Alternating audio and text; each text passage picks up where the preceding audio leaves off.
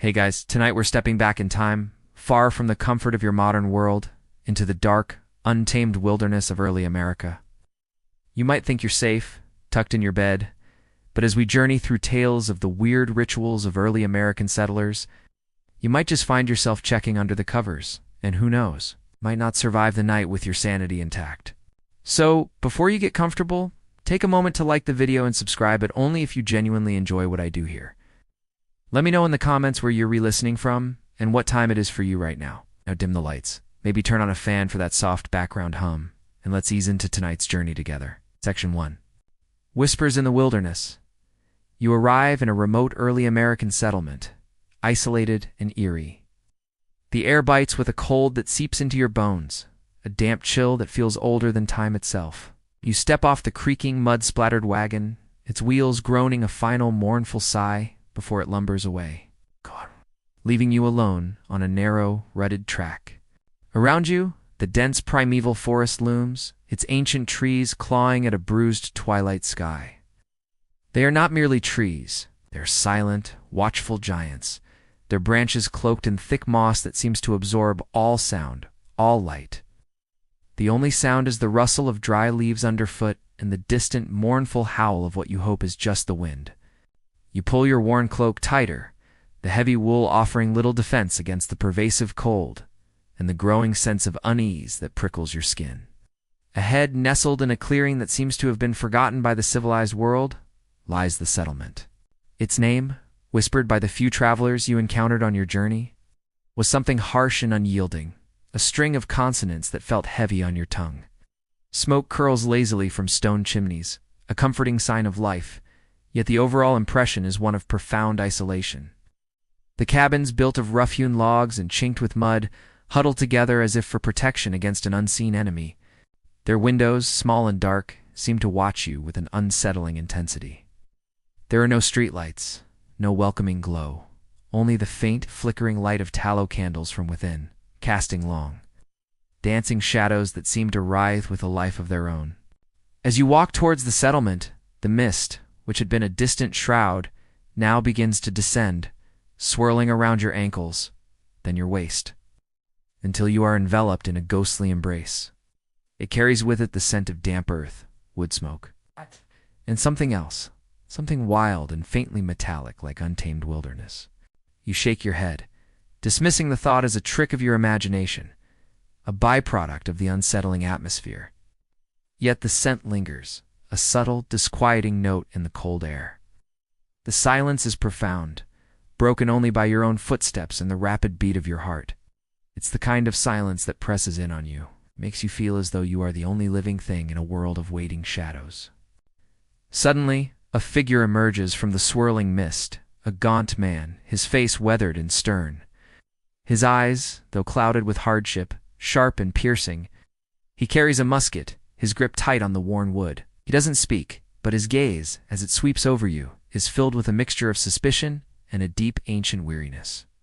You offer a polite greeting, but he merely nods, a slow, deliberate movement, before disappearing back into the swirling white. His presence, fleeting as it was, leaves you with an even deeper sense of foreboding. It's as if you've stumbled into a place where time has stopped, where the past is not merely remembered but actively lived. You reach the edge of the settlement, and the first thing you notice is the overwhelming presence of practical, yet unsettling defenses. Every cabin door is barred with heavy timbers, and the windows are small, almost like arrow slits. See crude fences made of sharpened stakes, not just around gardens, but around entire homesteads.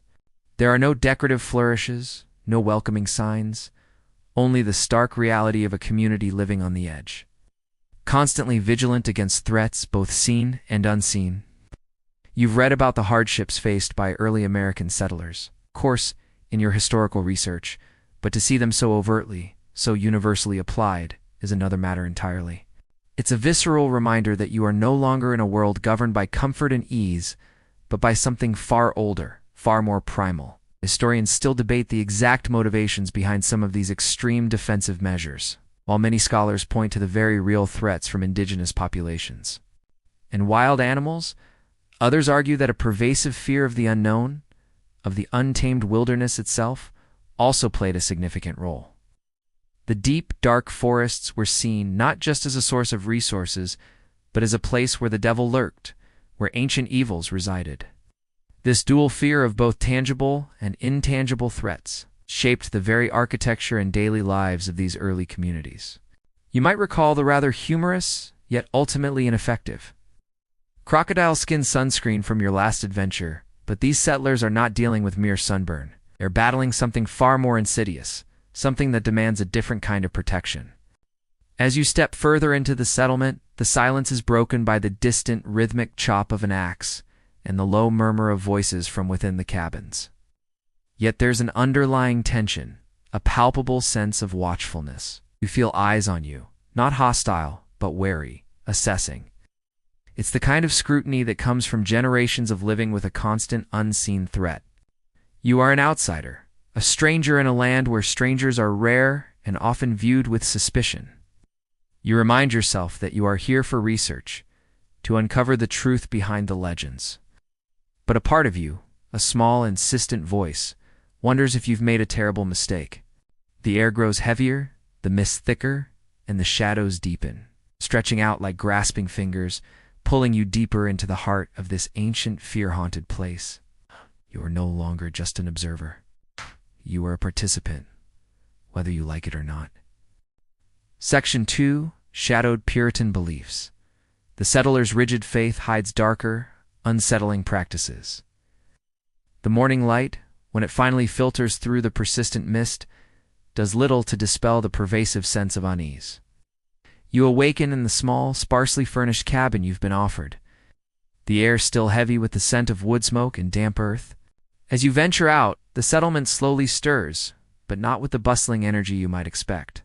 Instead, there's a quiet, almost reverent rhythm to their movements, a cautiousness that speaks volumes. The settlers move with a deliberate slowness, their eyes constantly scanning, as if searching for something just beyond the veil of perception. They greet each other with hushed murmurs, their conversations punctuated by glances over their shoulders and quick, almost imperceptible gestures towards the surrounding forest. You observe their daily routines, and the strange customs become more apparent. Before dawn, you see women meticulously sweeping their doorsteps, not just for cleanliness, but with a ritualistic precision, as if clearing away unseen impurities. Men, before heading to the fields, will often trace a symbol, a cross, or a hexagram, in the dirt at their thresholds. You notice that no one ventures far from the settlement alone, and even during the day, children are kept close, their laughter muted, their games confined to the immediate vicinity of their homes. There's a palpable fear of the encroaching wilderness, a deep-seated understanding that the forest holds dangers far greater than mere wild animals. One afternoon, while attempting to purchase some dried provisions from a stoic shopkeeper, you overhear a fragment of conversation. Two elderly women, their faces etched with worry, are speaking in hushed tones about a recent illness that has afflicted several livestock. They attribute it not to disease, but to a dark influence, a weakening of the boundaries between their world and another. One woman mentions a neighbor who, after a long illness, was found with strange markings on his doorpost, just to be sure. The words send a shiver down your spine, a stark reminder of the grim realities that underpin their beliefs. You try to engage them to ask more, but their eyes harden, and they quickly change the subject, their silence a more potent warning than any spoken word. Later, you find yourself in the settlement's small, austere meeting house. Its wooden interior dark and cool, smelling of old timber and fervent prayer.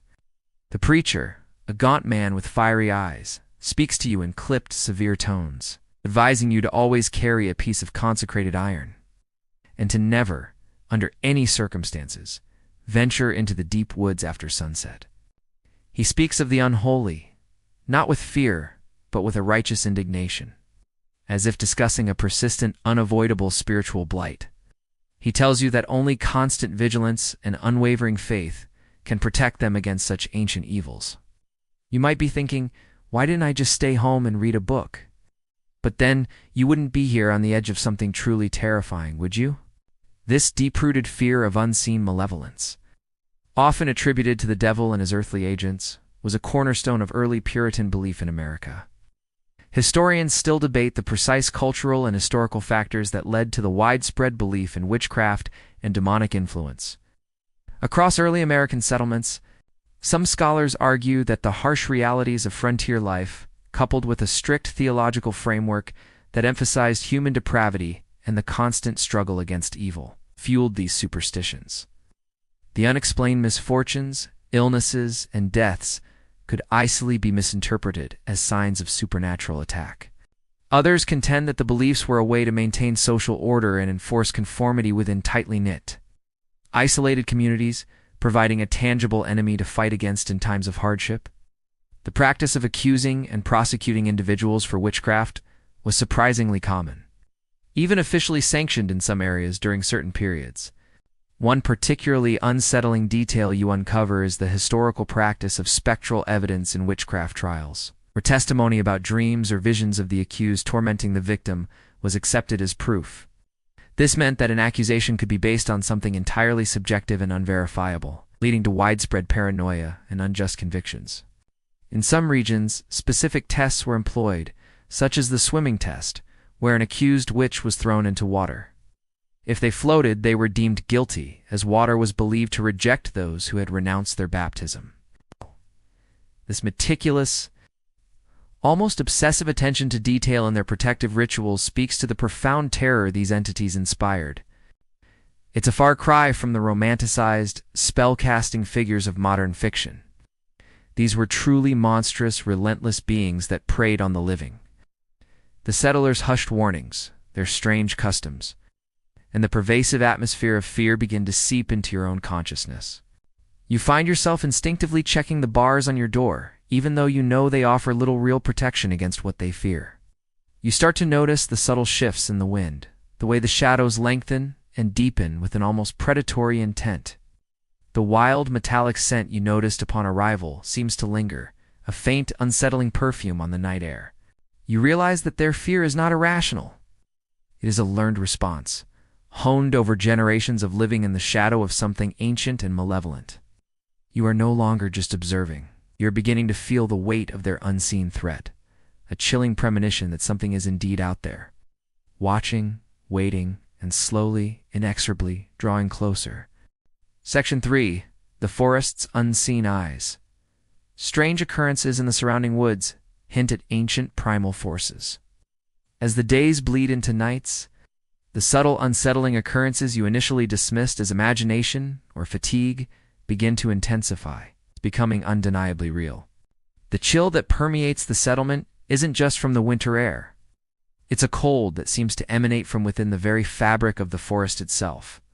You find yourself waking in the dead of night, not from a nightmare, but from an inexplicable sensation of being watched.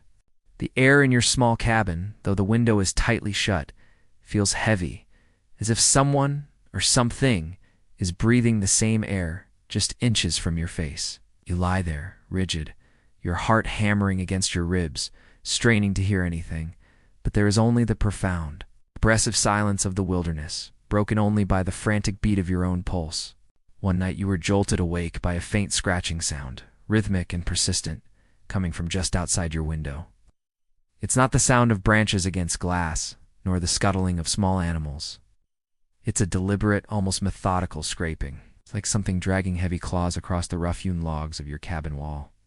You hold your breath, your eyes wide open in the darkness, trying to pinpoint its source. It stops as suddenly as it began, leaving behind an echoing silence that feels even louder than the sound itself. You tell yourself it's just a stray bear or a large wolf, but the rational explanation feels flimsy. It's inadequate against the prickling fear that crawls up your spine. You spend the rest of the night staring at the window, half expecting to see something materialize in the darkness, something with long, sharp claws. Then there are the sounds from the forest, not the familiar sounds of wind or rustling leaves, but something deeper, more primal. Sometimes it's a low, guttural moan that seems to vibrate through the very earth. Sometimes a high-pitched, almost human shriek that cuts through the night. The settlers dismiss them as wild animals or the wind playing tricks. But you've spent enough time in the wilderness to know these sounds are different. They carry an ancient resonance, a raw, untamed quality that speaks of something far older and more powerful than any creature known to man. You might be thinking, I really should have brought my noise-canceling headphones. But no technology can block out the whispers of the ancient woods. You also notice strange patterns in the forest itself. Trees with unnatural twists in their branches, forming grotesque, almost intentional shapes. Patches of ground where nothing grows, the earth barren and black, as if scorched by an unseen fire. And sometimes, in the deepest parts of the woods, you catch glimpses of movement.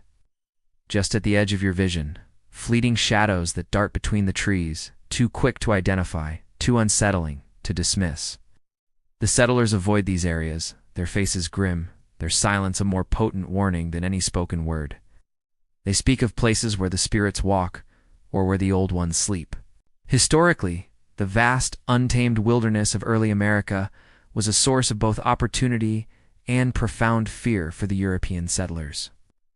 Unlike the familiar cultivated landscapes of Europe, the American forest was seen as a dark, dangerous, and often demonic place. It was believed to be inhabited by not just wild animals and hostile indigenous tribes, but also by supernatural entities, witches, and even the devil himself. This fear was deeply intertwined with their religious beliefs, where the wilderness was often seen as a testing ground, a place where the forces of good and evil waged a constant battle. The strange occurrences in the woods, whether natural or imagined, were often interpreted through this lens of spiritual warfare. Scholars still debate the psychological impact of living in such a vast and unknown wilderness.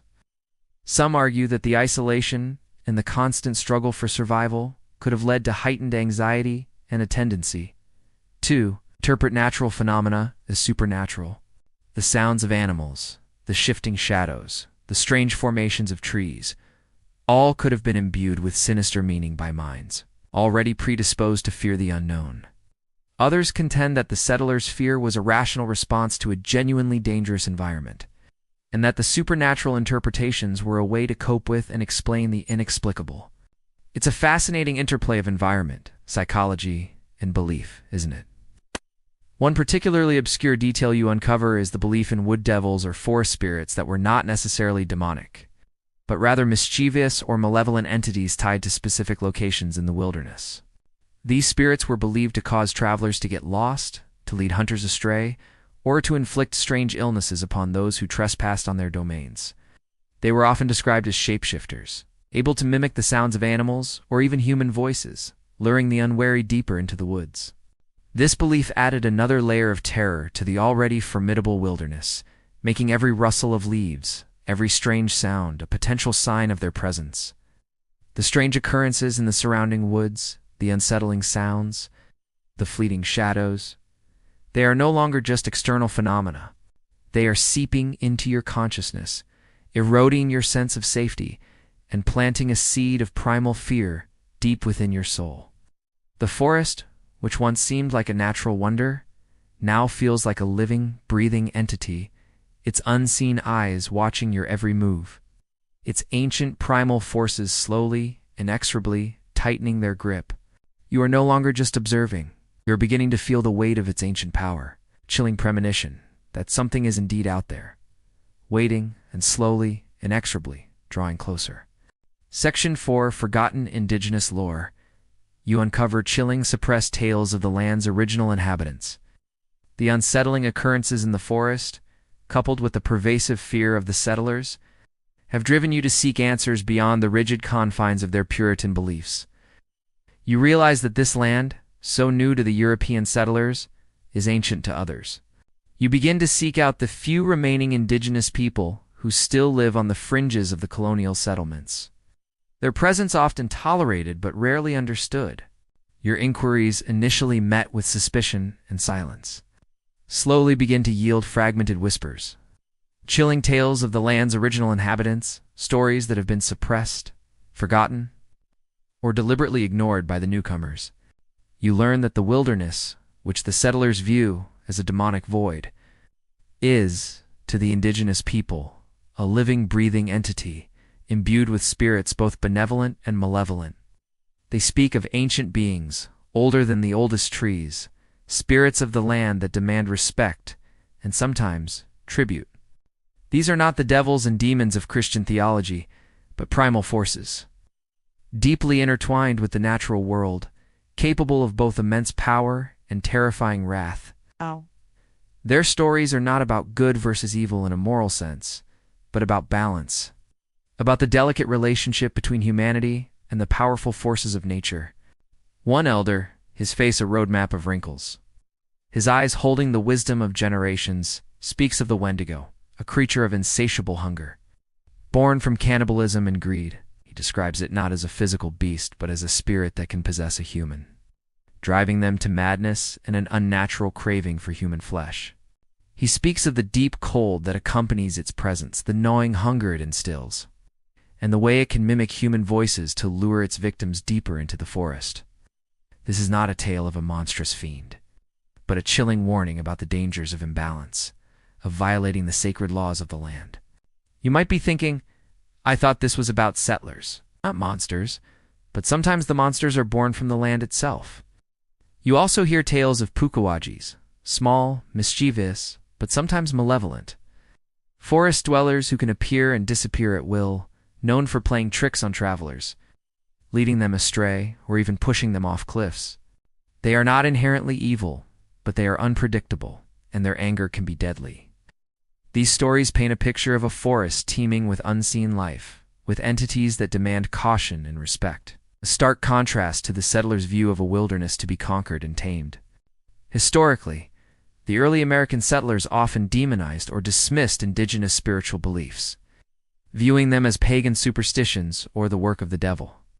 This suppression of native lore was not just a cultural clash, but a deliberate act of conquest, a way to justify their claim to the land and to impose their own worldview. However, despite the efforts to eradicate them, these indigenous tales persisted, often whispered in secret or subtly influencing the settlers' own fears and superstitions. The deep primal fears of the wilderness, which the settlers attributed to their own religious beliefs, often had roots in the ancient indigenous understanding of the land. Scholars still debate the extent to which indigenous folklore influenced the development of early American settler superstitions, particularly those related to the wilderness and its unseen dangers. Some argue that there was a significant, albeit often unacknowledged, cross-pollination of beliefs, with settlers unconsciously adopting or adapting native tales to explain their own experiences in the New World. Others contend that the similarities were coincidental, stemming from universal human fears of the unknown. It's a fascinating area of academic debate, isn't it?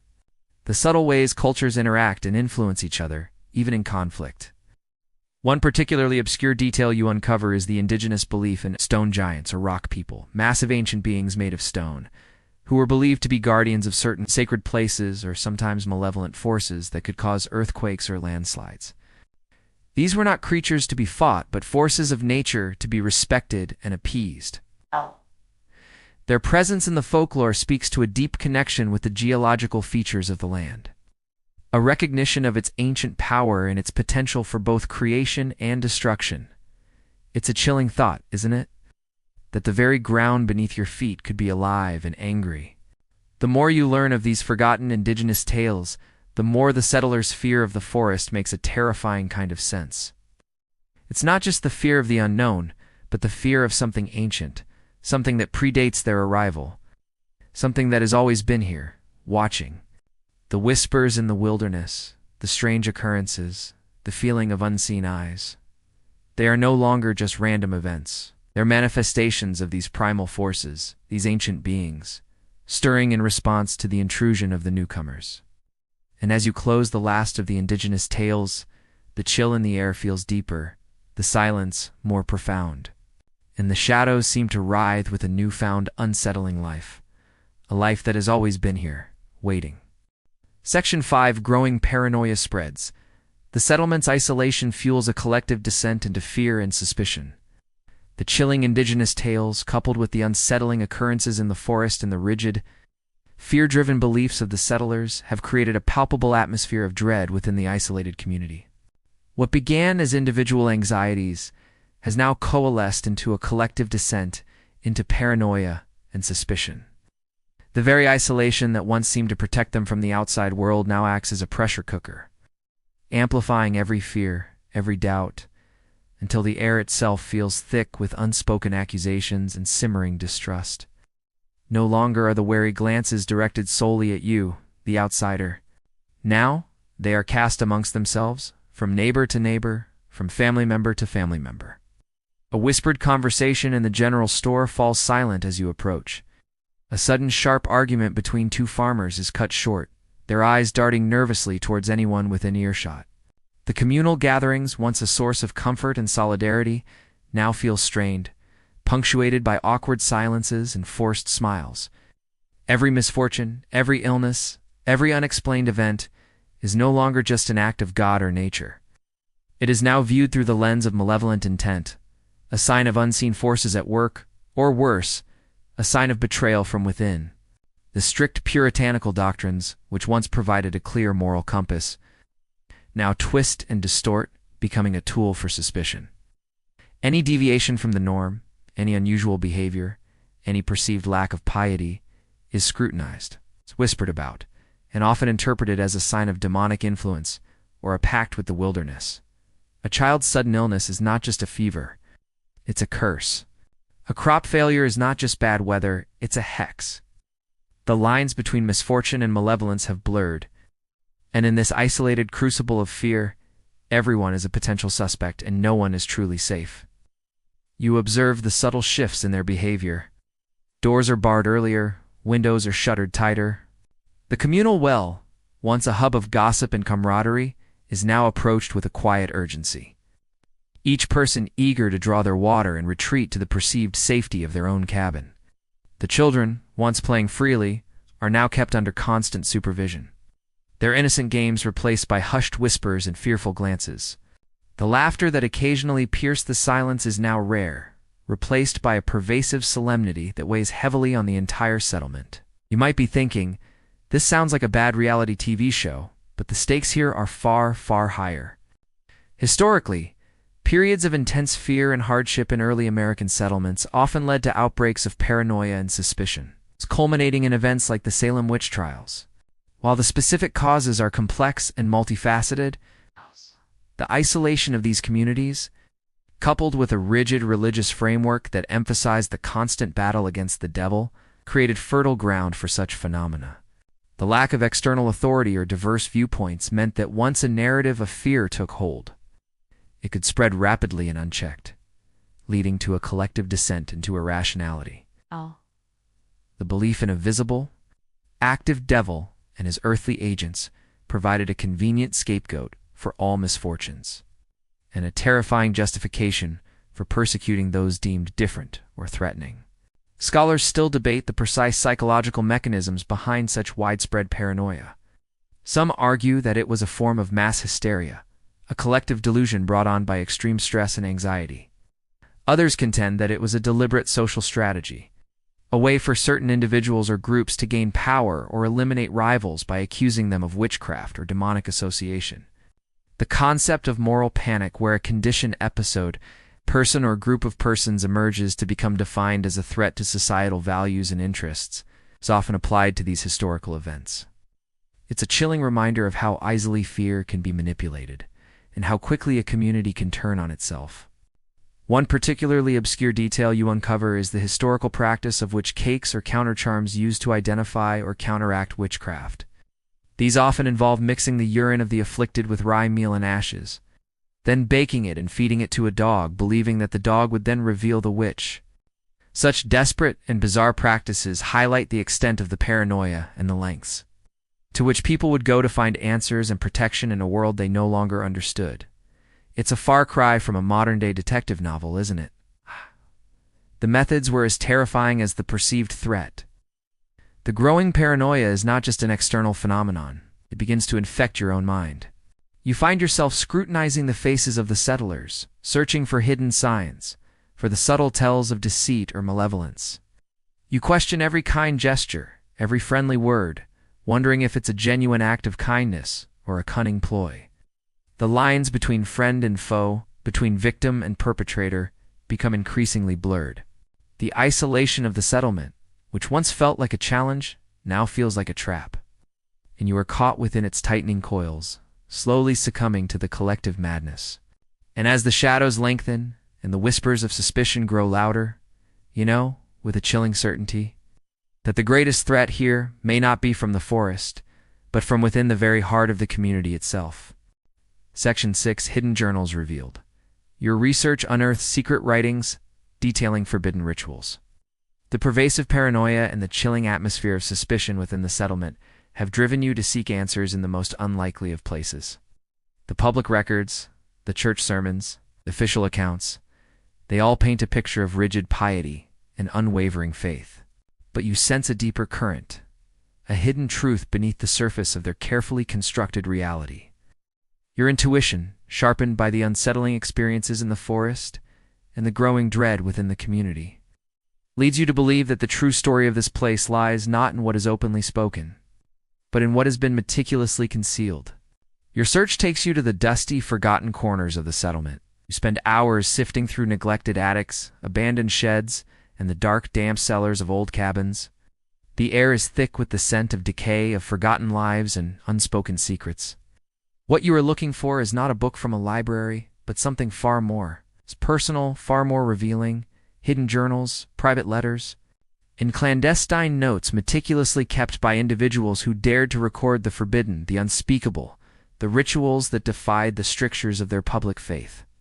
And then you find it, tucked away in a loose floorboard beneath a crumbling hearth. Small, leather-bound journal, its pages brittle with age, its script faded and cramped. It is not a diary of daily life, but a chronicle of desperation. A chilling account of forbidden rituals performed in secret, down under the cloak of darkness, by settlers who, despite their outward piety, turned to ancient, darker practices to survive the unforgiving wilderness. The entries are fragmented, cryptic, but the underlying message is clear. These were not just God-fearing people, were people driven to extremes, willing to bargain with forces they barely understood. The journal details rituals involving blood sacrifices, not of animals, but of small, wild creatures. Their life force offered to the land in exchange for protection or bounty. It speaks of strange effigies crafted from twigs and human hair, buried at the edges of their fields to ward off blight and ensure a harvest. There are chilling descriptions of midnight gatherings in the deepest parts of the forest, where settlers, their faces masked by shadow and fear, would chant ancient, guttural words not from any known scripture, but from a forgotten tongue, a language that seems to resonate with the very earth itself. These were not acts of worship, but acts of desperate appeasement, a desperate attempt to placate the unseen forces that held sway over their lives. You also uncover references to binding spells and warding charms, not blessed by any minister, but imbued with power through personal sacrifice and a deep, almost primal connection to the land. These were often worn close to the skin, or hidden within the walls of their cabins, silent protectors against the malevolent spirits they believed lurked in the shadows. The journal entries reveal a profound fear of the wilderness, not just as a physical threat, but as a spiritual entity, a place where the devil and his minions held sway and where the lines between good and evil blurred into a terrifying gray. Historically, while early American settlers, particularly the Puritans, were known for their strict adherence to religious doctrine, there is growing scholarly debate about the extent to which folk magic and pre-Christian practices persisted. Some historians argue that the harsh realities of frontier life, coupled with the constant threat of disease, famine, and indigenous conflict, drove many settlers to seek alternative forms of protection and control, even if it meant dabbling in practices condemned by their church. The isolation of these communities meant that such practices could flourish, unobserved by the watchful eyes of religious authorities. It's a fascinating contradiction, isn't it? The pious outwardly, the desperate inwardly. One particularly obscure detail you uncover is the practice of sympathetic magic, where an action performed on an object or image was believed to directly influence a person or event. The journal describes rituals involving dolls made in the likeness of an enemy, then subjected to various torments or the burning of personal effects to bring about a desired outcome. These were not just superstitions. They were deeply held beliefs in the power of intention and the interconnectedness of all things.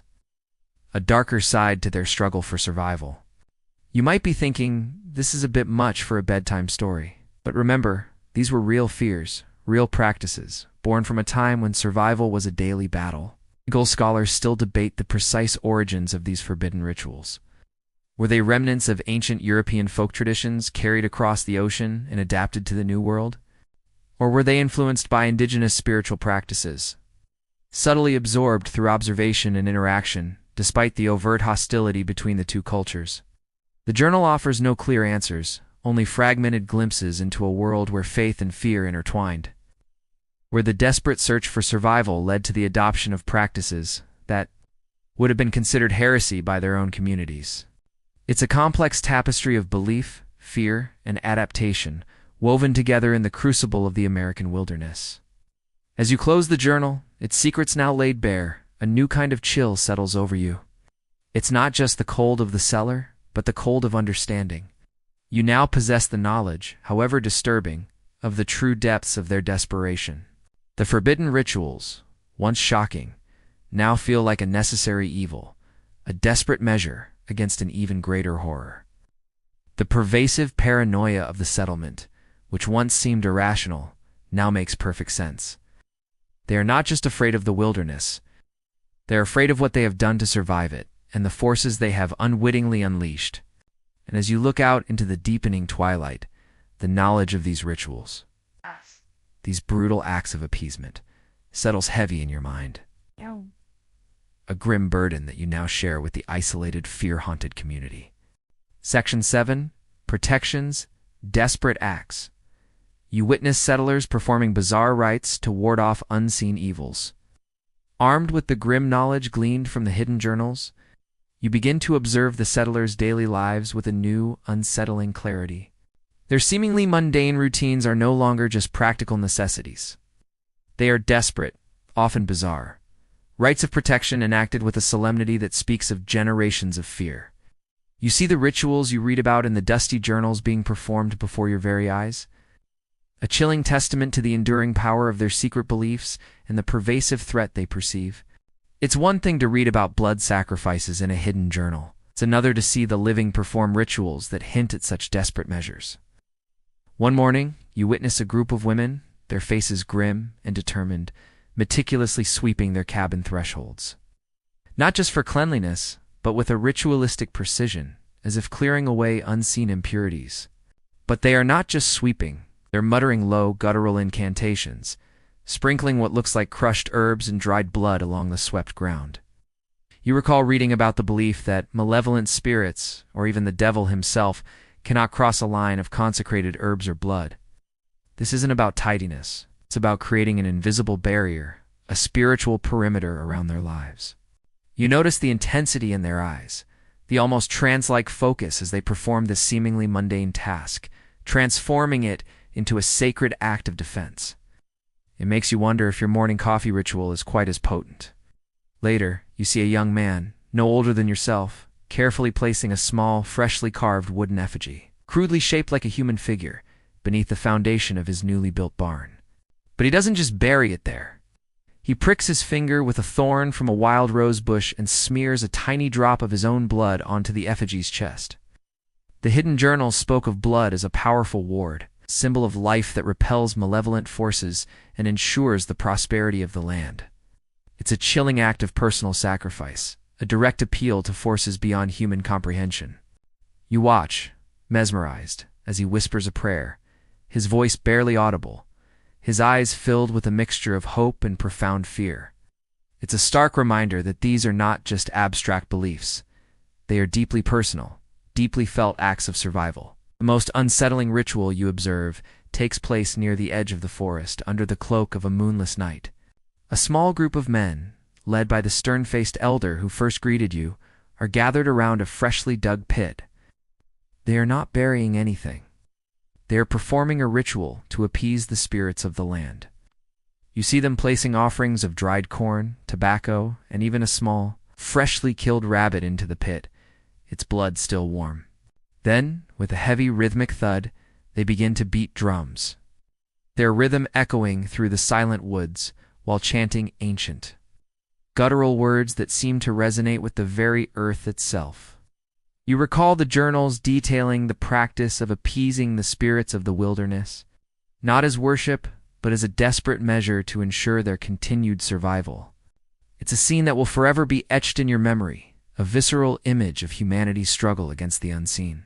Historically, while early American settlers, particularly the Puritans, publicly condemned all forms of folk magic and indigenous spiritual practices as demonic, historical records and archaeological findings suggest that many secretly engaged in such rituals. The harsh realities of frontier life, coupled with the constant threat of disease, famine, and conflict, often led them to seek any means of protection and control, even if it meant resorting to practices considered heretical by their own church. These desperate acts were often performed in secret, passed down through families, and rarely documented in official records, making their discovery all the more chilling. It's a testament to the human need for agency in the face of overwhelming powerlessness. One particularly obscure detail you uncover is the use of witch bottles or charm bags filled with various protective items like pins, nails, hair, and urine, then buried under the hearth or threshold of a home. These were believed to trap or repel malevolent spirits and witches. The contents were often deeply personal and symbolic, reflecting a desperate attempt to create a magical barrier against unseen threats. It's a subtle, almost poetic detail amidst the brutality of other rituals, a tiny shield against the darkness. You might think, well, that's one way to keep the bad vibes out, but the implications are far more chilling. Scholars still debate the precise theological and psychological underpinnings of these desperate acts. Were they truly acts of faith, or were they a form of magical thinking, a desperate attempt to control the uncontrollable? Some scholars argue that these rituals provided a sense of communal solidarity and purpose, uniting the settlers against a common, terrifying enemy. Others suggest that they served as a form of psychological coping mechanism, allowing individuals to feel a sense of agency in a world that often felt chaotic and unpredictable. It's a complex tapestry of belief, fear, and human ingenuity, woven together over centuries of living in the shadow of the unknown. As you observe these bizarre, desperate rites, you feel a strange mix of horror and understanding. The settlers are not mad. They are simply responding to a reality that you are only just beginning to comprehend. Their actions, however strange, are rooted in a deep, ancient wisdom, knowledge passed down through generations of living with the unseen. The pervasive fear that once seemed to emanate from the settlement now feels like a shared burden, a collective consciousness that you are slowly, inexorably becoming a part of. The boundaries between observer and participant continue to blur, and you realize that their desperate rites of protection are not just for them, they're for you too. And as the sun sets, casting long, distorted shadows across the clearing, you find yourself instinctively checking the small, crude charm bag you found, and now carry a small, almost unconscious act of self-preservation. Section 8. The unsettling presence. A chilling sensation of being watched intensifies. A cold breath on your neck. The grim knowledge of the forbidden rituals and the desperate solemnity with which the settlers performed them has done little to alleviate the pervasive sense of dread. Instead, it has sharpened it, given it a name and a chillingly tangible form. The subtle occurrences of the past nights now feel like mere preludes, gentle taps on the door before the full weight of the unsettling presence makes itself known. The sensation of being watched, which had been a fleeting, unsettling feeling, now intensifies, becoming a constant, oppressive weight, a cold breath on your neck that never quite dissipates. It begins subtly, a prickling sensation on your skin, as if a cold draft has passed through a sealed cabin. You turn, instinctively, but there is nothing there. Yet the feeling persists, a phantom touch, a whisper of air against your ear that carries no sound. You find yourself constantly glancing over your shoulder, your eyes darting into darkened corners, convinced that something is lurking just beyond the periphery of your vision. The shadows, which once seemed benign, now seem to coalesce, to deepen, to take on an almost predatory quality. Every creak of the old cabin, every rustle of leaves outside, sends a jolt of adrenaline through your system. One evening, as you sit by the flickering light of a tallow candle, attempting to read, you feel it distinctly. A cold breath, undeniably real, ghosting across the back of your neck. Your hair stands on end, and a shiver, not of cold, but of pure, unadulterated terror, races down your spine. You freeze, your heart pounding a frantic rhythm against your ribs, too afraid to move, too afraid to breathe. The air around you grows heavy, thick with an unseen presence, and the faint scent of damp earth and something wild. Something like untamed forest fills your nostrils. It's a smell that has haunted you since your arrival, and now it is undeniably close. You try to rationalize it, to dismiss it as a trick of the mind, a product of your heightened anxiety. Perhaps the window is open a crack, or there's a draft from the ill-fitting door. But the cold breath is too precise, too deliberate, too focused. It feels like a silent, unseen entity is standing directly behind you, its unseen gaze fixed upon you, its breath a chilling caress. You finally force yourself to turn, slowly, your muscles stiff with fear, but there is nothing. Only the empty space, the flickering shadows, and the lingering icy sensation on your skin. You might be thinking, I really should have packed a bigger blanket, but no amount of wool can protect you from this kind of chill. This phenomenon, the feeling of an unseen presence, or a cold breath, is a recurring motif in many early American settler accounts of encounters with the supernatural. Unlike the more physical attacks often depicted in modern fiction, early colonial fears often centered on more ethereal, almost spiritual presences. They were said to be able to pass through walls, to enter homes uninvited, and to exert their influence without direct physical contact.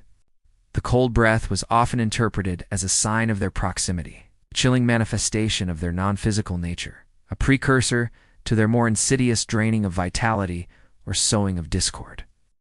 It was a subtle yet terrifying form of psychological warfare, designed to instill fear and weaken the victim before the true attack began. Historians still debate the psychological and physiological explanations for such experiences. Some scholars suggest that these sensations could be attributed to sleep paralysis, a temporary inability to move or speak that occurs when waking or falling asleep, often accompanied by hallucinations. The feeling of a heavy presence, the difficulty breathing, and the sense of being watched are common symptoms of sleep paralysis, which could easily be interpreted as a supernatural encounter in a superstitious society. Others argue that the pervasive fear and anxiety in these communities, fueled by the harsh realities of frontier life and strict religious doctrines, could have led to a heightened state of awareness where every subtle environmental cue was interpreted as a sign of the supernatural. It's a fascinating interplay between the mind, the body, and the environment, isn't it? Did the presence cause the fear, or did the fear create the presence? One particularly obscure detail you uncover is the belief that certain malevolent spirits, often associated with the wilderness or unbaptized souls, could steal one's breath or voice. In some accounts, victims would wake up unable to speak or gasping for air, a symptom attributed to the unseen entity's presence. This belief further amplified the terror of an unseen presence, as even the most basic human functions could be compromised. It's a chilling thought, isn't it? That the very act of breathing could expose you to such a profound danger. You might find yourself holding your breath or breathing shallowly, as if that could somehow protect you from the invisible threat. The settlers, you notice, have a peculiar habit of holding their breath when passing certain areas, or when entering a darkened room. They do it almost unconsciously, a learned response, a silent acknowledgement of the unseen dangers that lurk in the air. Their eyes, already wary, seem to scan the air itself, as if searching for invisible currents, for the subtle disturbances that betray the presence of something not of this world. You find yourself mimicking their behavior, holding your breath, your senses on high alert, your body tensed, ready to react to a threat you cannot see, cannot touch, but can undeniably feel. The sensation of being watched, the cold breath on your neck, the pervasive chill, it all culminates in a terrifying realization. This is not just a story, not just folklore. This is real. The unsettling presence is not a figment of your imagination. It is here, in this cabin with you. It is a silent, patient hunter, its gaze fixed upon you, its breath a chilling promise of what is to come. The isolation of the settlement, which once felt like a challenge, now feels like a trap, and you are the prey. The hidden journals, the bizarre rituals, the hushed warnings, they are not just historical curiosities. They are a desperate plea for survival, a plea that you are now beginning to understand with a terrifying clarity. And as the cold breath lingers on your neck, you know, with a chilling certainty, that you are no longer alone in the darkness. Section 9. Life's Slow Decay. You feel your vitality subtly ebbing, a silent, insidious influence. The chilling sensation of being watched, the cold breath on your neck, and the pervasive sense of dread have begun to manifest in a more tangible, more terrifying way. It's not a sudden, dramatic attack, but a slow, insidious draining, a subtle ebbing of your very life force. You feel your vitality subtly diminishing, a constant nagging fatigue that no amount of rest can alleviate. It's as if an invisible siphon has been attached to you, slowly drawing away your strength, leaving you feeling hollowed out, a mere shadow of your former self. Your movements become sluggish, your thoughts clouded. Simple tasks that once required no effort now feel like monumental undertakings.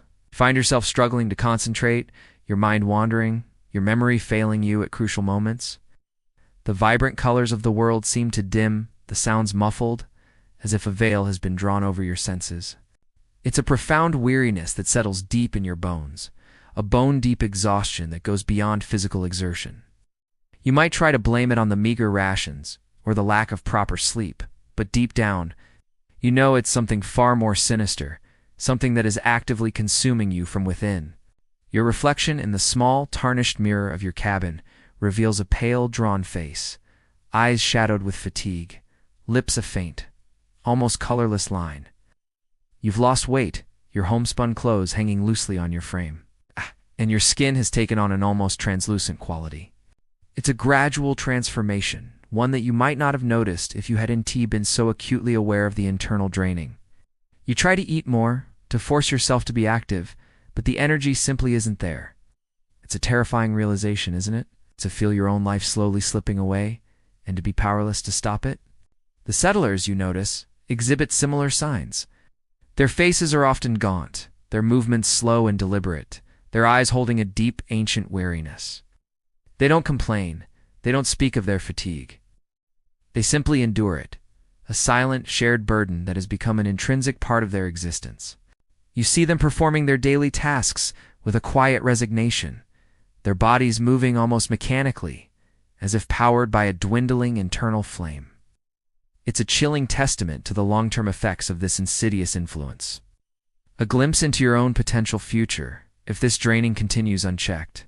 Historically, the concept of a malevolent entity draining not just physical strength, but also one's spirit, luck, or even sanity, is deeply embedded in early American folklore, often attributed to witches, curses, or demonic influence. Unlike the more visceral, blood-draining narratives that became popular later, many early accounts described entities that would cause a slow wasting away, a gradual decline in health and prosperity. They were often blamed for unexplained illnesses, sudden misfortunes, or a general malaise that would afflict a household or an entire community. This subtle, insidious form of attack was often considered even more terrifying, as it was difficult to detect and even harder to combat. It's a far cry from a quick, dramatic confrontation. This is a slow, agonizing decay, a gradual fade into nothingness. Scholars still debate the socioeconomic and psychological factors that contributed to this particular aspect of settler lore. Some argue that the belief in life-draining entities was a way to explain the devastating effects of chronic illnesses, malnutrition, or the psychological toll of living in harsh, isolated conditions. The constant struggle for survival, coupled with a lack of medical understanding, could easily have led to the interpretation of these physical and mental declines as the work of an unseen, malevolent entity. Others suggest that it was a way to externalize internal anxieties and fears, projecting them onto a supernatural scapegoat. It's a complex interplay of human suffering and the need for explanation, isn't it? One particularly obscure detail you uncover is the belief that certain malevolent spirits or curses could attach themselves to objects or places, subtly draining the vitality of anyone who came into prolonged contact with them. This meant that even if you were protected by charms or prayers, you were never truly safe, as the entity could still reach out and subtly consume you through your environment. This added another layer of terror to the belief, as it meant that the threat was omnipresent, inescapable, a constant shadow lurking just beyond the edge of perception. You might be thinking, I wish I had a good energy bar right now, but no amount of sustenance can fight off this kind of drain. The subtle ebbing of your vitality, the pervasive fatigue, the feeling of being slowly consumed, it all points to a terrifying conclusion. The unsettling presence is not just watching you. it is feeding on you. It is a silent, insidious predator, slowly drawing away your life, leaving you weaker, more vulnerable with each passing moment. The hidden journals, the bizarre rituals, the hushed warnings of the settlers, they are not just stories. They are a desperate plea for survival, a plea that you are now beginning to understand with a terrifying intimacy. And as you feel your own life slowly draining away, you know, with a chilling certainty, that you are no longer just an observer. You are a victim, caught in the silent, relentless grip of an ancient, malevolent force. Section 10, Historical Witchcraft Echoes. You learn of past witch trials, blurring lines between justice and terror. The insidious draining of your vitality, coupled with the pervasive sense of an unsettling presence, has pushed you beyond the realm of mere academic curiosity. You are now living the legends, experiencing the very fears that shaped these ancient beliefs. In your continued research driven by a desperate need to understand you, stumble upon accounts of historical witch trials, periods of mass hysteria that swept through early American settlements, blurring the lines between justice and terror, and making you question the very nature of what you are experiencing. You read about the infamous Salem witch trials of 1692 to 1693? A dark chapter in American history where accusations of witchcraft led to the imprisonment and execution of many innocent people. These were not isolated incidents, but widespread phenomena. It's documented by official court records and personal testimonies, albeit through the lens of the prevailing superstitions and religious fervor of the time. The accounts describe how villagers convinced that individuals among them had made pacts with the devil and were tormenting their neighbors. Engaged in a terrifying cycle of accusations, confessions, and executions, these were not just stories. They were real events, with real consequences, leading to widespread fear, social disruption, and profound injustice. The case of Bridget Bishop, the first person to be executed during the Salem witch trials, is particularly chilling. Accused of bewitching several young girls, she maintained her innocence throughout the proceedings, despite the lack of concrete evidence, and relying heavily on spectral evidence, testimony that the accused's spirit was tormenting the accusers. She was found guilty and hanged.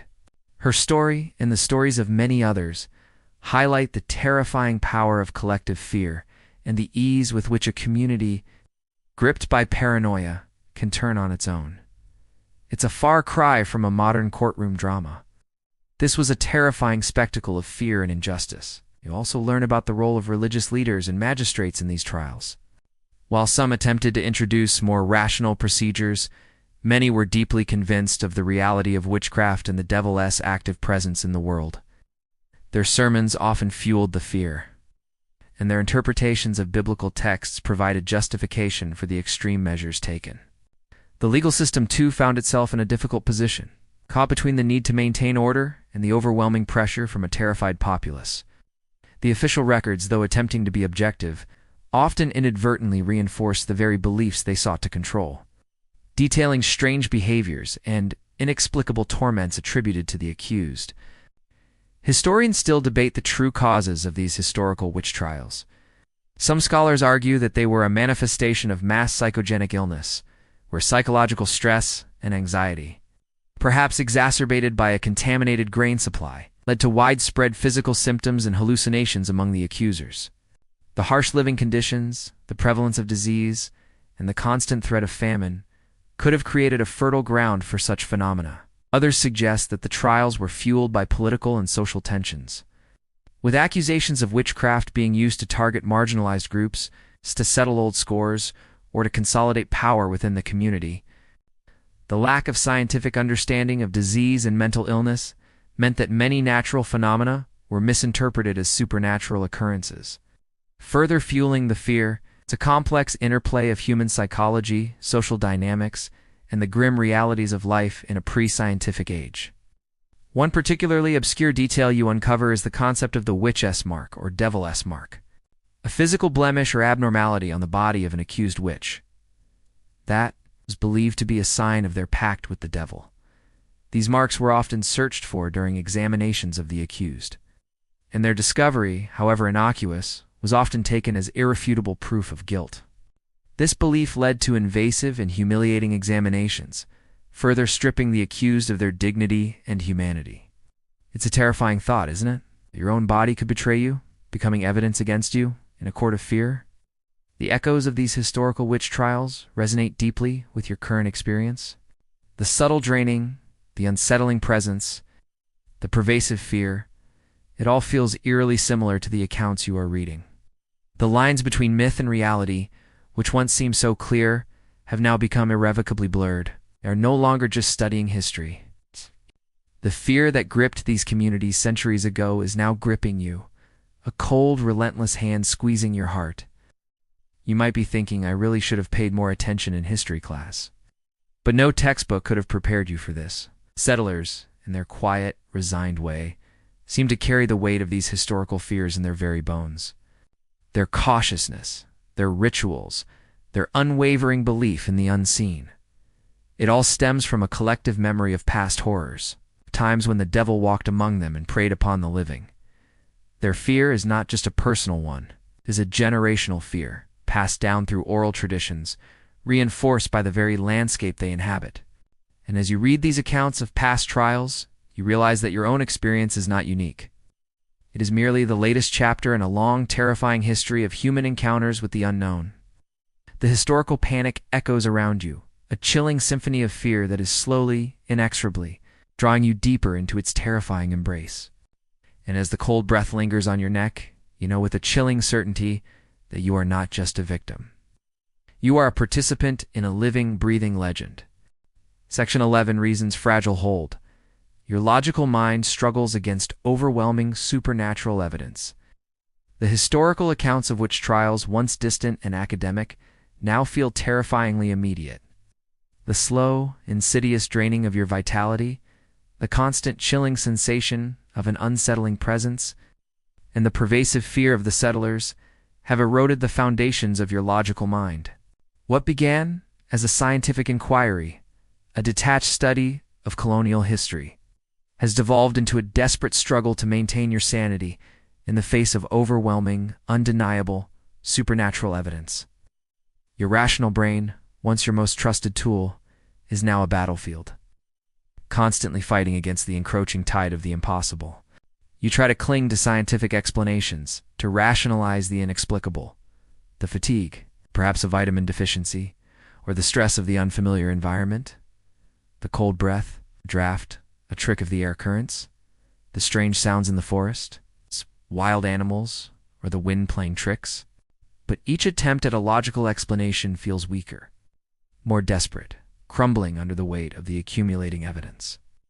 The sheer consistency of the phenomena, the shared experiences of the settlers, and the chilling parallels with the historical accounts you've unearthed, all conspire to undermine your carefully constructed worldview.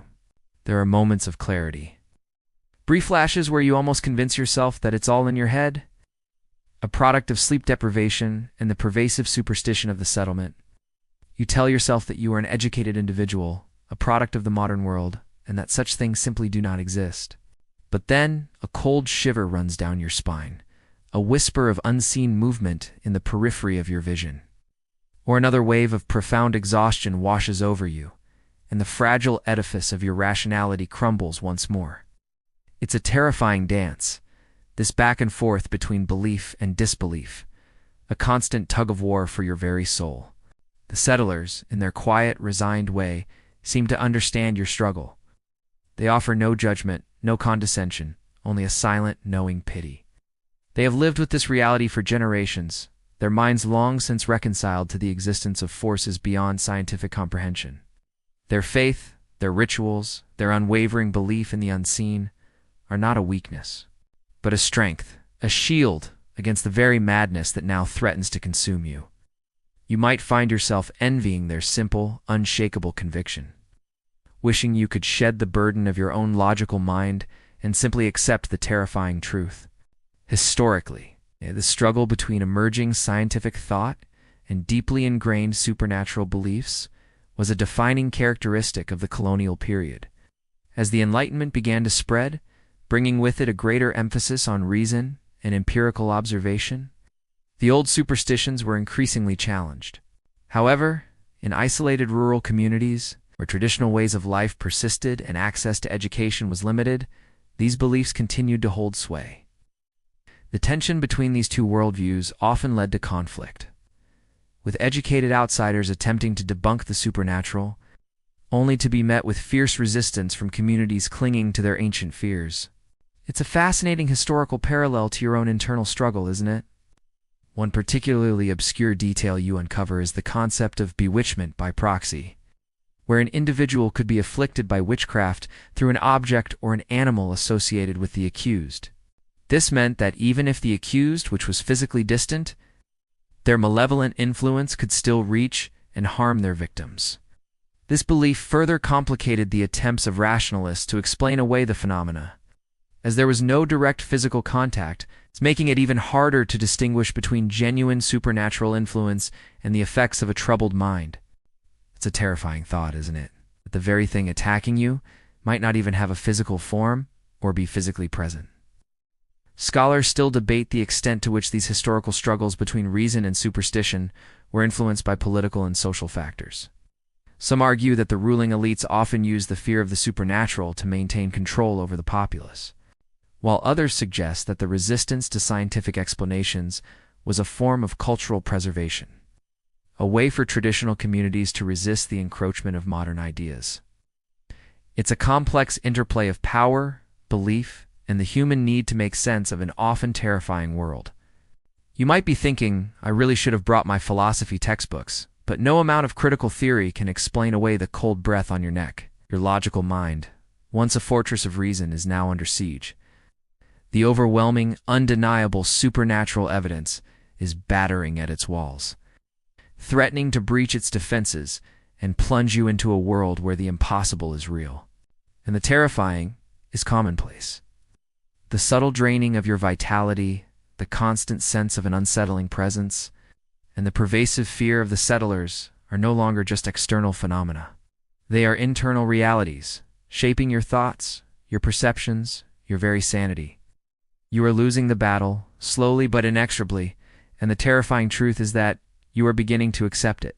The grip of reason is fading, and in its place, a chilling new understanding is beginning to take hold. An understanding that will forever alter your perception of reality.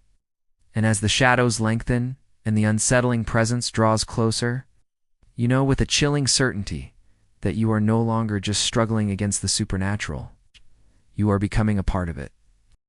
Section 12. The Ancient Burial Ground. You discover the hidden, sacred resting place of a powerful entity. The fading grip of reason has left you vulnerable, open to a terrifying new understanding. The slow, insidious draining of your vitality, the constant unsettling presence, and the pervasive fear of the settlers are no longer abstract concepts. They are undeniable realities, driven by a desperate, almost primal urge to confront the source of this terror. Your research takes a new, more dangerous turn. You are no longer content to merely read about the legends. You are compelled to seek out their physical manifestation, to find the hidden, sacred resting place of the powerful entity that has been preying upon this settlement and upon you. Your inquiries, once met with wary silence, now elicit a different response from the settlers. A few of the older ones, their eyes filled with a grim resignation, offer cryptic clues, hushed whispers about a place where the earth breathes ancient, or where the old ones sleep. They speak of a forgotten burial ground, a place shunned even by the bravest among them, a place where the veil between worlds is thinnest. You piece together their fragmented warnings, cross-referencing them with the hidden journals and the few indigenous tales you've managed to gather, and a single, terrifying location begins to emerge, an ancient burial ground hidden deep within the oldest part of the forest, a place so old it predates even the oldest trees. Armed with a flickering lantern and a growing sense of dread, you make your way into the deepest part of the forest under the cloak of a moonless night. The air is heavy, thick with the scent of damp earth and decaying leaves. The mist, a constant companion, swirls around your ankles like ghostly tendrils. The trees, gnarled and ancient, seem to writhe in the dim light, their branches forming grotesque, almost intentional shapes. You navigate the uneven ground, your heart pounding a frantic rhythm against your ribs, every shadow seeming to hold a hidden menace. You find it at the very heart of the oldest part of the forest, almost completely overgrown with thorny bushes and gnarled ancient roots. It's not a traditional cemetery but a clearing, strangely devoid of the usual forest undergrowth. The ground is uneven, marked by subtle mounds and depressions, as if the earth itself is breathing. The air around it is noticeably colder, a deep, pervasive chill that seems to emanate from within the very ground itself. You push aside the thorny branches, your hands scraped and bleeding, and reveal a series of crude, unadorned stone markers. Their surface is covered in strange, faded carvings that seem to writhe in the dim light. The carvings are not decorative. They're protective symbols, wards against something ancient and malevolent, a silent scream against the darkness within. The silence in the clearing is profound, broken only by the frantic beat of your own heart in the distant, mournful howl of what you now know is not just the wind. The ground beneath your feet feels strangely soft, almost yielding as if it is alive. You step further into the clearing, your lantern casting long, dancing shadows that seem to stretch and distort, making the small space feel vast and cavernous. The air is thick with dust and the oppressive weight of centuries of forgotten history. You feel a profound sense of dread, a chilling certainty that you are not alone in this ancient, sacred place. Historically, many early American settlements were established on or near indigenous burial grounds, often without knowledge or respect for their sacred nature. These sites, imbued with spiritual significance for the native peoples, were often seen by the European settlers as mere wilderness to be cleared and settled. However, folklore and historical accounts often speak of strange occurrences, unexplained illnesses, and persistent misfortunes plaguing settlements built on such desecrated grounds.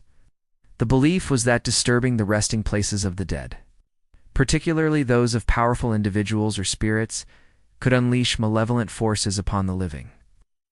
It's a grim testament to the clash of cultures and the unintended consequences of conquest. You might be thinking this is a great place for a picnic. I'd rather be watching it from my couch, but here you are, living it. One particularly obscure detail you uncover is the indigenous belief in certain burial grounds as power places, sites where the spiritual energy of the land was particularly concentrated.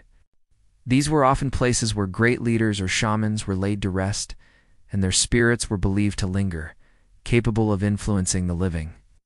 While some of these spirits were benevolent, others were fiercely protective of their resting places, and their anger could manifest as illness, misfortune, or even direct spiritual attack on those who desecrated their sacred ground. This added another layer of terror to these already feared locations, making them not just resting places, but potential gateways to unimaginable horrors. Scholars still debate the archaeological and anthropological significance of these ancient burial grounds and their connection to the misfortunes that sometimes befell early American settlements. Some argue that the disturbances were purely coincidental or attributable to environmental factors. Others suggest that the psychological impact of settling on land believed to be cursed, coupled with the guilt of displacement, could have manifested as various forms of distress. It's a fascinating interplay between human psychology, cultural beliefs, and the very real consequences of historical actions. As you move deeper into the ancient burial ground, your lantern casts long, dancing shadows that seem to writhe with a life of their own. The air grows colder, the wild, untamed scent stronger, and the feeling of being watched intensifies, becoming an almost physical pressure. You feel a profound sense of dread, a chilling certainty that you are not alone in this ancient, forgotten place. The silence is broken only by the frantic beat of your own heart and the distant, mournful howl. A mournful cadence that seems to count down the moments until your inevitable encounter. You are no longer just seeking answers. You are seeking a confrontation, a desperate attempt to end the terror that has been slowly consuming you. And as you stand in the cold embrace of the ancient burial ground, surrounded by the silent witnesses of centuries of forgotten history, you know with a chilling certainty that you have found what you were looking for. The powerful entity's resting place is here, and you are standing in its very heart. Section 13. Confronting the Primal. A subtle, terrifying encounter with the land's true ancient horror. The ancient burial ground's cold embrace has led you to the precipice of understanding. A terrifying confrontation with the powerful entity that has haunted this settlement and slowly drained your vitality. You stand in the oppressive silence, the air thick with the scent of damp earth and something else, something ancient and profoundly powerful. Your lantern casts long dancing shadows, but they offer no comfort, only distortion. You scan the uneven ground, the crude stone markers, searching for a physical form, a tangible enemy to confront, but there's nothing. Only the profound, chilling sense of an overwhelming presence, a silent, unseen force that fills the space around you. This is not the encounter you anticipated. There's no dramatic reveal, no monstrous figure rising from the earth. Instead, it is a subtle, terrifying confrontation with the true, primal nature of the land's ancient horror. The entity is not a body. It is an essence, a pervasive malevolence that has seeped into the very soil of this place, into the ancient trees, into the air you breathe. It is the source of the cold, the drain, the feeling of being watched.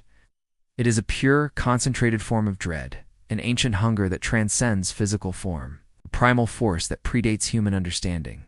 You feel it then, a sudden intense pressure on your chest, as if an invisible weight has settled upon you. It's not a physical touch, but a spiritual one, crushing force that seeks to squeeze the very breath from your lungs, to extinguish the spark of life within you. Your knees buckle, and you gasp for air, but the pressure intensifies, a silent, relentless assault on your being. Your mind races, desperately trying to comprehend, to fight back, but there is nothing to strike, nothing to push against. It is a battle of wills, a silent scream against an unseen tormentor, a struggle against the very spirit of this ancient, untamed land. Images flash through your mind, not your own memories, but fragmented visions of ancient suffering, of fear, of countless lives slowly drained. You see the faces of the settlers, their weariness, their resignation, and you understand that this entity has been feeding on them for centuries, a silent parasite consuming generations. You feel their collective despair, their quiet terror, and it threatens to overwhelm you, to drag you down into the same abyss of hopelessness. You also glimpse fleeting images of the indigenous people, their reverence for the land, their desperate attempts to appease its powerful spirits. It's a terrifying realization, isn't it? That you are not just fighting for your own life, but for the very soul of this land, for the countless lives that have been and will be consumed by this ancient hunger. Historically, many indigenous spiritual beliefs across North America centered on the concept of powerful, often ambivalent, spirits tied to specific landscapes or natural phenomena. These were not always benevolent deities, but primal forces that demanded respect and could inflict great harm if angered or ignored. The European settlers, with their monotheistic worldview, often misinterpreted these spirits as demons or manifestations of the devil, leading to a profound misunderstanding and often desecration of sacred sites. The idea of a land itself being imbued with a malevolent consciousness, capable of draining vitality or causing misfortune, was a terrifying concept for those who sought to conquer and tame it. It's a far cry from a simple ghost story. This is a confrontation with the very essence of the wilderness. Scholars still debate the philosophical and psychological implications of these primal land spirits. Some argue that they represent a deep-seated human fear of the untamed natural world, an attempt to personify and understand the unpredictable forces of nature. Others suggest that they were a way to explain the psychological toll of living in harsh, isolated conditions where chronic illness, despair, and a sense of helplessness were pervasive. The idea of an entity that drains one's will to live rather than just physical strength speaks to a deeper, more existential dread. It's a fascinating question, isn't it? Whether the land itself was a cause or a symptom of the human condition. One particularly obscure detail you uncover is the indigenous belief in hungry earth or devouring land, where certain places were believed to actively consume the life force of those who dwelled upon them without proper respect or ritual. This meant that, even if you were protected by charms or prayers, you were never truly safe, as the land itself could be the source of the malevolence. This added another layer of terror to the belief, as it meant that the threat was omnipresent, inescapable, a constant shadow lurking just beyond the edge of perception. It's a chilling thought, isn't it? that the very ground beneath your feet could be alive and hungry. The pressure on your chest intensifies, and you feel your own life force being pulled, stretched, thinned. You are face to face with the ancient hunger, a pure, unadulterated malevolence that seeks only to consume. There is no escape, no physical barrier that can protect you from this. Your logical mind, which once struggled against the supernatural, now screams in silent terror, overwhelmed by the undeniable reality of this ancient evil.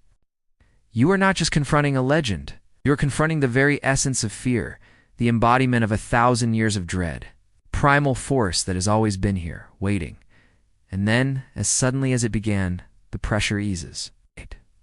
The overwhelming presence recedes, leaving you gasping for breath, your body trembling, your mind reeling. It is not a victory, not a defeat, but a subtle acknowledgement. The ancient entity has recognized you, has tasted your fear, your vitality, and has decided for now to withdraw. But the encounter has left an indelible mark. You are no longer the same. The lines between your world and theirs have dissolved. And you know, with a chilling certainty, that you have truly encountered the primal. The ancient burial ground's cold embrace has given way to a terrifying new reality. One where the unseen is undeniably real, and the subtle draining of life is a constant, terrifying threat.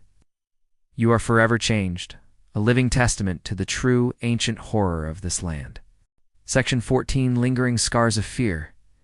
The experience leaves an indelible mark, altering your reality forever. The subtle, terrifying confrontation in the ancient burial ground has left you irrevocably changed. The immediate, crushing pressure has receded, but the echoes of that ancient presence linger, a cold, persistent hum beneath the surface of your consciousness. You emerged from that dark place, not physically harmed, but profoundly altered, your perception of reality forever warped by the undeniable truth of the supernatural. The world you once knew, a world governed by logic and reason, has shattered, replaced by a chilling new understanding where the unseen is undeniably real, and the impossible is merely a matter of perspective. The pervasive fatigue, which had been slowly draining your vitality, has not vanished. Instead, it has settled into a new, chronic state, a constant reminder of the entity's touch. You find yourself perpetually tired, your movements a little slower, your thoughts a little foggier. It's a subtle, insidious drain that has become a part of you, a permanent shadow cast by the encounter. You try to fight it to regain your former energy, but it's like trying to catch smoke. The vitality is simply not there, consumed by an ancient hunger that has now tasted your essence. The feeling of being watched, too, has become a constant companion. It's no longer an intense, focused gaze, but a diffuse, omnipresent awareness. As if the very air around you is sentient, observing your every move. You find yourself instinctively scanning your surroundings, your eyes darting into shadows, your ears straining for sounds that aren't there. The world has become a stage, and you are constantly aware of an unseen audience. A silent, patient observer that never truly leaves. You might try to tell yourself it's just paranoia, a lingering effect of the trauma, but the chilling certainty in your gut tells you otherwise. Your interactions with the settlers have also changed. They no longer regard you with wary suspicion, but with a quiet understanding, shared knowledge of the darkness that binds them. They see the subtle changes in you, the shadows under your eyes, the slight tremor in your hands, the way you instinctively check the charm bag you now carry. They offer no words of comfort, no reassurances, only a silent nod. A grim acknowledgement that you are now one of them, a survivor of an encounter that few outsiders ever experience and live to tell about. Their fear, once a foreign concept, is now your own, a shared burden that unites you in a silent, unspoken pact. Historically, individuals who claim to have encountered supernatural entities in early America were often profoundly affected, even if they survived physically. These experiences often led to psychological trauma, social ostracization, or even a complete breakdown of their mental health. The inability to reconcile their experiences with the prevailing rational worldview could lead to a sense of isolation and madness. In some cases, those who survived were believed to have gained a unique, albeit terrifying, insight into the supernatural world, becoming reluctant experts or even mediums. It's a grim legacy, isn't it? To be forever marked by an encounter with the impossible? Scholars still debate the long-term psychological effects of living in communities deeply steeped in supernatural beliefs. Was the pervasive anxiety and the constant vigilance a form of collective trauma passed down through generations? Or did the belief system itself provide a framework for coping with inexplicable events, offering a sense of control in a world that often felt chaotic and unpredictable? The line between genuine psychological distress and a culturally sanctioned response to perceived supernatural threats is often blurred, making it difficult to disentangle the two. It's a complex interplay of mind, culture, and environment, isn't it? One particularly obscure detail you uncover is the concept of a land curse or place spirit, a lingering malevolent energy tied to a specific location, often due to past injustices or desecration. This curse was believed to continue to drain vitality or cause misfortune, even after the initial cause had been removed or forgotten. It was a subtle, insidious form of continued torment, a reminder that even in victory, the victim was never truly free. This concept explains the persistent fatigue, the lingering sense of being watched, and the subtle changes in your own being. You are not just haunted by a memory, you are haunted by a place, a part of the land's ancient horror that has become inextricably linked to you. The world outside the settlement, the world of bustling cities and scientific advancements, now feels distant, unreal. The concerns of that world seem trivial, meaningless, in the face of the ancient primal forces you have encountered. After you find yourself questioning everything, every assumption, every belief you once held dear. The boundaries between waking and dreaming, between reality and nightmare, have blurred, and you are left adrift in a sea of uncertainty, your perception of the world forever altered. You might try to go back, to resume your old life, but with the chilling certainty that you can never truly escape the lingering scars of fear. And as you look out at the dense ancient forest, it no longer seems like mere trees. It is an ancient sentinel, a silent witness to centuries of dread, its depths holding more secrets than light. The wind whispers through the branches, and you hear not just the rustle of leaves, but the faint, mournful cries of those who came before you, those who also encountered the primal and were forever changed. The experience has left an indelible mark, a brand on your soul, and you know, with a chilling certainty, that you are no longer just a person who visited a remote settlement, or a survivor, a witness, a living testament to the true. Terrifying rituals of early American settlers, forever bound to the lingering scars of fear that now define your reality. Section 15, Sleep's gentle embrace. The story concludes, easing you into a peaceful, yet haunted slumber. The lingering scars of fear, the indelible mark left by your encounter with the ancient, slowly begin to soften as the night deepens. The sharp edges of terror, though still present, are gently blurred by the encroaching wave of exhaustion. A weariness that is both a burden and a strange, comforting release. The pervasive chill in the air seems to lessen, replaced by a subtle warmth that spreads through your limbs, a gentle invitation to surrender to the quietude of the late hours. You find yourself back in your small cabin, the tallow candle casting a soft golden glow that pushes back the deepest shadows. The scent of wood smoke and damp earth, once a harbinger of dread, now feels familiar, almost like a lullaby.